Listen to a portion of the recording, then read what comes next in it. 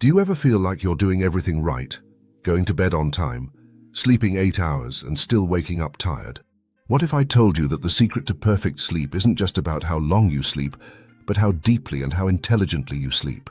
The truth is that we can take active control of the quality of our rest, transforming it into a powerful recharging tool for the body and mind. In this video, I won't give you the usual trivial advice. I will provide you with a complete biohacking guide with practical science-based strategies to reprogram your sleep, starting tonight. To hack our sleep, we must first understand our internal operating system, the circadian rhythm. Think of your brain as a computer with an internal clock, located in an area called the suprachiasmatic nucleus. This master clock regulates almost every function in your body, from hunger to temperature to energy levels. This clock needs to be synchronized every single day, otherwise it drifts. The most powerful signal to set it correctly is morning sunlight. When sunlight, especially the low-angle light rich in blue and yellow wavelengths, hits the retina of your eyes, it sends a very powerful signal to your internal clock. This signal does two fundamental things. First, it triggers a spike in cortisol, the hormone that gives you energy and makes you alert. Second, and even more importantly, it starts a 16-hour timer, more or less, for the production of melatonin, the hormone of sleep. Exposing yourself to sunlight for 10 to 20 minutes, ideally within the first hour of waking, is the most important biohacking act you can do. You are telling your body when to start the day, and consequently when to end it about 14 to 16 hours later. Similarly, getting as much natural light as possible during the day further strengthens these signals, creating a robust and defined sleep-wake rhythm. If morning light is the on switch, darkness is the off switch. And in our modern world, we are constantly flooded with artificial light that sabotages this ancestral process. The blue light emitted by screens, smartphones, and LED bulbs is particularly problematic. The specialized cells in our retina are extremely sensitive to these wavelengths. When they detect them, they send a message to the brain: it's still daytime, suppressing melatonin production right when you need it most. To counteract this, start a digital curfew at least 90 minutes before bed. If you absolutely must use devices, activate the night shift mode, which reduces blue tones, or wear glasses that block blue light. Speaking of cell phones, absolutely do not sleep with an active phone next to you. The electromagnetic field is really detrimental to your sleep and health in general. If you need it for the alarm clock, set it in plane mode. If you necessarily need it on, leave it in another room.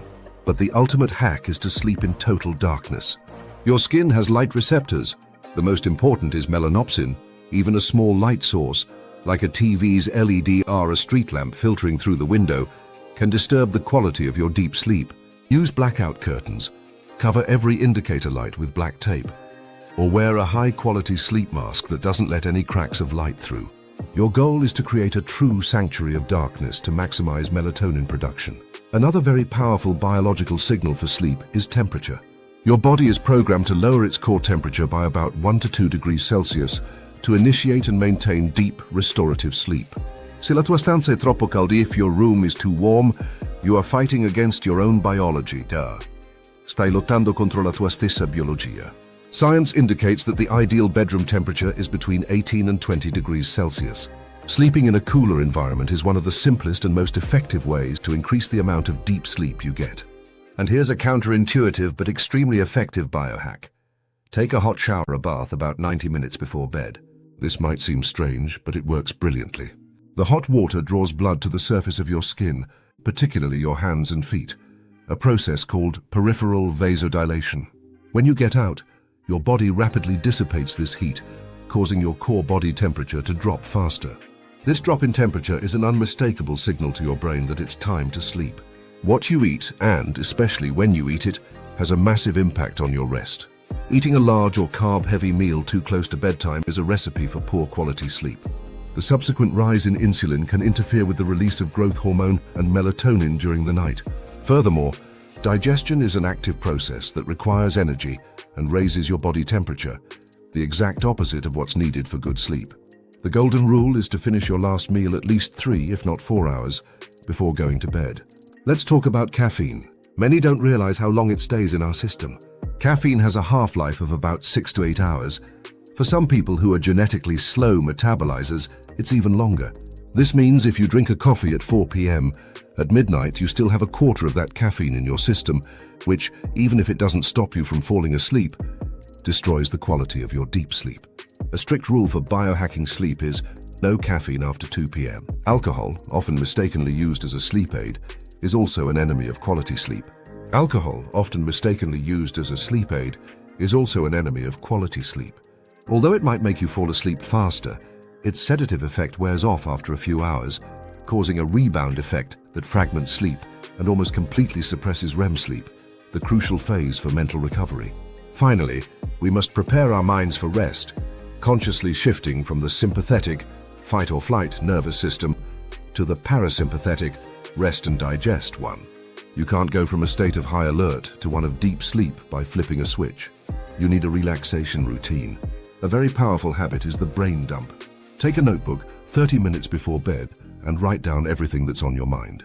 Worries, to-do lists, ideas. This act of offloading thoughts onto paper removes them from your mind, preventing nighttime anxiety and rumination.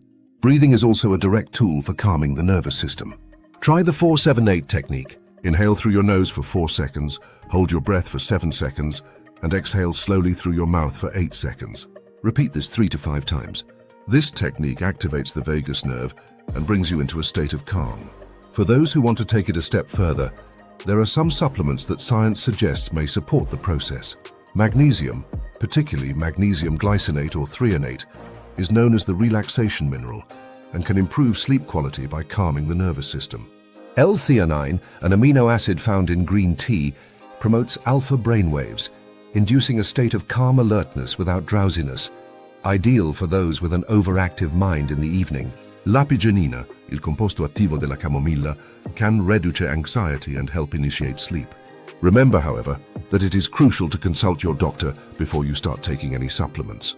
Biohacking sleep isn't about looking for a magic bullet. It's about understanding your body's biology and creating an environment and habits that work with it, not against it. Start with just one change. Tomorrow morning, get some sunlight. Tonight, cool down your room and turn off your screens 90 minutes before bed. Listen to your body, experiment, and discover what works best for you. You have the power to transform your sleep and, consequently, your entire life.